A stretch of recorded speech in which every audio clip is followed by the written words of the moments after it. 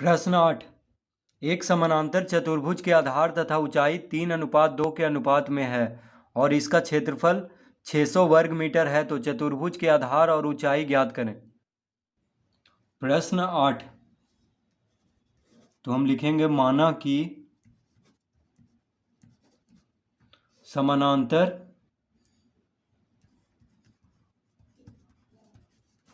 चतुर्भुज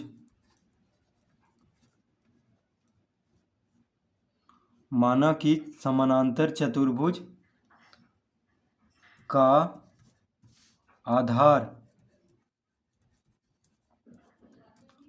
बराबर 2x metre.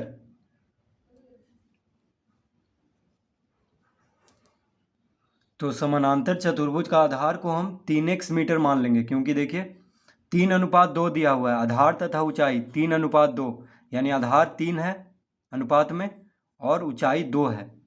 ठीक है, तो समानांतर चतुर्भुज का आधार को हम 3x मीटर मान लेंगे, यानी x गुना करके 3 के साथ x गुना करके इसको मीटर में लिख लेंगे। क्यों मीटर में लिख लेंगे? क्योंकि क्षेत्रफल वर्ग मीटर में दिया हुआ है, इसीलिए इसको मीटर में लिख लेंगे। तो समानांतर चतुर्भुज का आधार को हम 3x मीटर हम मान लेंगे और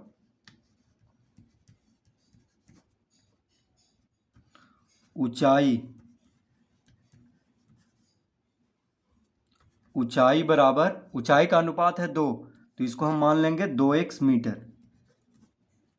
ठीक है, आधार 3x मीटर और ऊंचाई 2x मीटर, ये हो गया। और इसका क्षेत्रफल कितना दिया हुआ है समानांतर चतुर्भुज का? तो क्षेत्रफल बराबर दिया हुआ है 600 वर्ग मीटर। 600 वर्ग मीटर। तो हम जानते हैं कि समानांतर चतुर्भुज का क्षेत्रफल का सूत्र होता है आधार गुना ऊंचाई। तो हम लिखेंगे यहाँ पे आधार गुना ऊंचाई। आधार गुना ऊंचाई बराबर कितना दिया हुआ है? 600 वर्ग मीटर। ये दिया हुआ है क्षेत्रफल बराबर, तो क्षेत्रफल का सूत्र होता है, समानांतर चतुर्भुज का क्षेत्रफल का सूत्र होता है आधार गुना ऊंचाई। तो आधार गुना ऊंचाई बराबर 600 वर्ग मीटर लिख लेंगे। आधार कितना माने हैं? 3x और ऊंचाई 2x, तो आधार की जगह पे 3x लिखेंगे, ऊंचाई की जगह पे 2x लिखेंगे, बराबर लिखेंगे 600। ठीक है, अब इसको गुना करेंगे तो 3 दूना 6x स्क्वायर बराबर 600। गुना करेंगे तो कितना हो जाएगा? 3 दूना 6, x गुना x स्क्वायर। अब x स्क्वायर बराबर कितना हो जाएगा? 600/6। देखिए 6 गुना में है, बराबर के बायां तरफ x स्क्वायर के साथ 6 गुना में है, तो दाएं तरफ आके भाग में हो जाएगा। जो 600/6 कितना हो जाएगा? 100। देखिए 600 को 6 से भाग देंगे तो 100 आएगा। तो x बराबर कितना हो जाएगा? √100। x स्क्वायर है बराबर के बाएं तरफ, तो स्क्वायर को हम दाएं तरफ भेजेंगे तो अंडर रूट में हो जाएगा, यानी √100। 100 का वर्गमूल कितना होता है? 10, तो बराबर हो जाएगा 10, यानी x बराबर कितना आ गया? 10। ठीक है, x बराबर 10, तो लिखेंगे अतः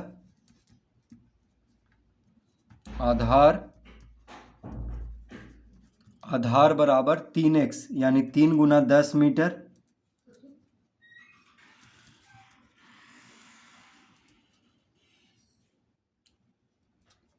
यानी 30 मीटर हो जाएगा आधार। देखिए x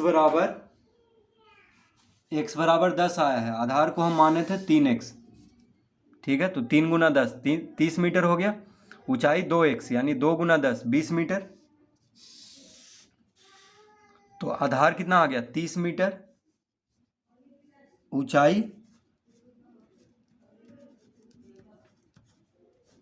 ऊंचाई बराबर 2x माने थे हम, तो x का मान 10 आया है। देखिए एक्स का मान कितना आया है 10, तो 2x यानी 2 गुना 10, 2x है यानी गुना में है x, तो बराबर 20 मीटर। तो इसका उत्तर आ चुका है प्रश्न 8 का 30 मीटर और 20 मीटर। आधार कितना हो जाएगा 30 मीटर। तो प्रश्न में कह रहा था कि चतुर्भुज के आधार और ऊंचाई ज्ञात करें, तो समानांतर चतुर्भुज का आधार कितना है 30 मीटर और ऊंचाई 20 मीटर। ठीक है, तो इस तरह से हल कर लेंगे। पहले हम x के रूप में मान लेंगे आधार और ऊंचाई को, क्योंकि अनुपात में दिया हुआ है। फिर आधार गुना ऊंचाई पे हम बैठा लेंगे इसको, x का मान आ जाएगा। x का मान कितना आया है 10। अब x का मान हम रख लेंगे आधार में, तो 3x यानी 3 गुना 10 30 मीटर, ऊंचाई 2x यानी 2 गुना 10 20 मीटर। तो इस तरह से प्रश्न 8 हल करेंगे।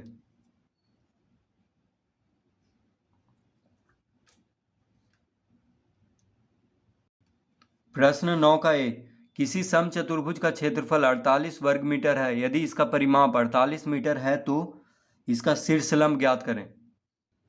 तो प्रश्न 9 का ए दिया हुआ है समचतुर्भुज का परिमाप और क्षेत्रफल दोनों दिया हुआ है। तो हम पहले लिखेंगे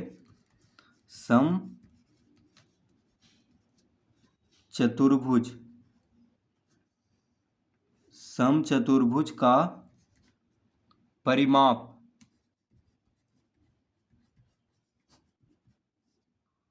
बराबर 48 मीटर। ये दिया हुआ है समचतुर्भुज का परिमाप कितना दिया हुआ है 48 मीटर। ठीक है, अब हम जानते हैं कि समचतुर्भुज का सभी भुजा बराबर होता है। ठीक है, तो समचतुर्भुज का परिमाप का सूत्र होता है 4 गुना भुजा, क्योंकि सभी भुजा क्या होता है बराबर। तो 4 गुना भुजा बराबर कितना दिया हुआ है 48 मीटर। तो भुजा बराबर कितना हो जाएगा, यानी समचतुर्भुज का प्रत्येक भुजा हो जाएगा 48/4 यानी 12 चौक 48 12 मीटर। ठीक है, तो समचतुर्भुज का प्रत्येक भुजा हम पहले निकाल लेंगे, जो कि हो जाएगा 12 मीटर। अब दिया हुआ है समचतुर्भुज का क्षेत्रफल, तो हम लिखेंगे यहाँ पे क्षेत्रफल। किसका क्षेत्रफल, तो समचतुर्भुज का क्षेत्रफल कितना दिया हुआ है 48 वर्ग मीटर। तो हम जानते हैं कि समचतुर्भुज का क्षेत्रफल का सूत्र होता है आधार गुना ऊंचाई, आधार गुना ऊंचाई। तो आधार गुना ऊंचाई बराबर 48 वर्ग मीटर दिया हुआ है। ठीक है, अब आधार, तो देखिए सभी भुजा बराबर है, तो आधार हम कोई भी भुजा को ले सकते हैं, क्योंकि सभी भुजा तो इसका बराबर ही होता है। तो भुजा कितना आया है 12 मीटर, तो हम यहाँ 12 लिखेंगे गुना ऊंचाई, 12 गुना ऊंचाई बराबर 48, इस तरह लिख लेंगे। अतः ऊंचाई बराबर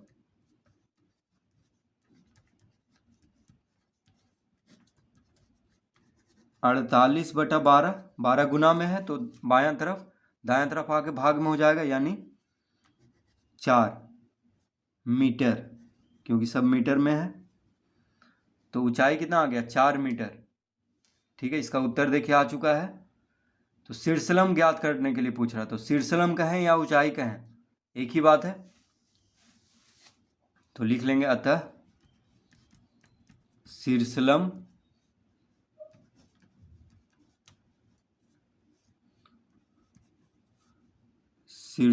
बराबर 4 मीटर। तो ऊंचाई 4 मीटर है, तो ऊंचाई को ही शीर्षलंब कहते हैं, क्योंकि इसका में सभी भुजा तो बराबर ही हैं। ठीक है, तो आधार प्रत्येक भुजा 12 मीटर है, तो आधार कितना हो गया 12 मीटर, क्योंकि सभी भुजा इसका बराबर होता है। तो आधार गुना ऊंचाई होता है इसका सूत्र, तो ऊंचाई निकाल लेंगे, वही हो जाएगा शीर्षलंब। तो इस तरह से इसको हल कर लेंगे। प्रश्न 9 का ए,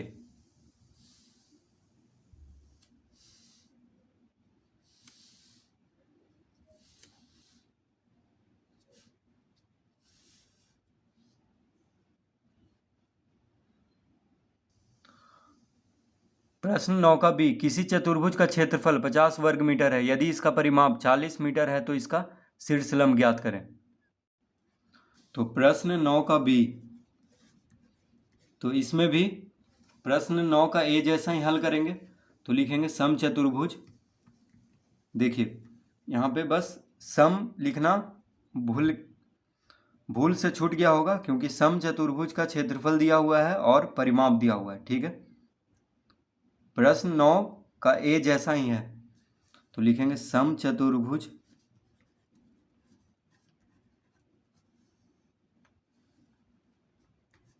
का परिमाप 40 मीटर। समचतुर्भुज का परिमाप 40 मीटर दिया हुआ है, तो हम जानते हैं कि समचतुर्भुज का सभी भुजा बराबर होता है, यानी 4 गुना भुजा बराबर 40 मीटर लिख लेंगे। तो भुजा बराबर कितना हो जाएगा, यानी समचतुर्भुज का प्रत्येक भुजा बराबर हो जाएगा 40/4। 4 भागा में आ जाएगा, क्योंकि गुना में है बायां तरफ, तो दायां तरफ आके भाग में हो जाएगा, यानी 40/4 यानी 10 मीटर।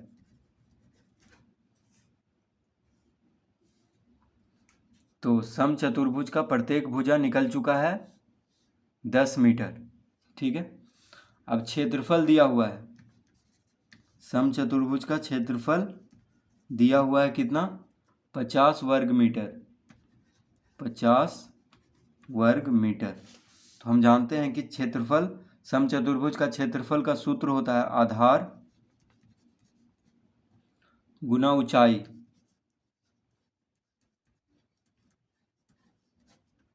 तो आधार गुना ऊंचाई बराबर कितना दिया हुआ है, 50 वर्ग मीटर।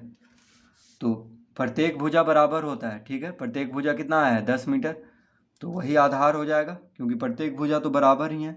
तो 10 गुना ऊंचाई बराबर 50, अतः ऊंचाई बराबर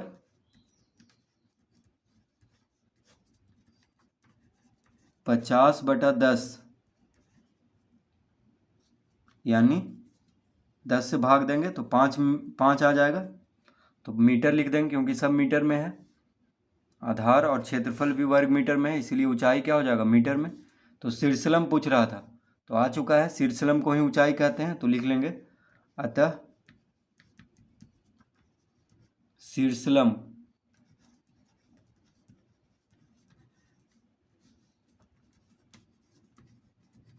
बराबर 5 मीटर, यानी समचतुर्भुज का शीर्षलंब कितना हो जाएगा, 5 मीटर। तो इस तरह से इसको हल करेंगे।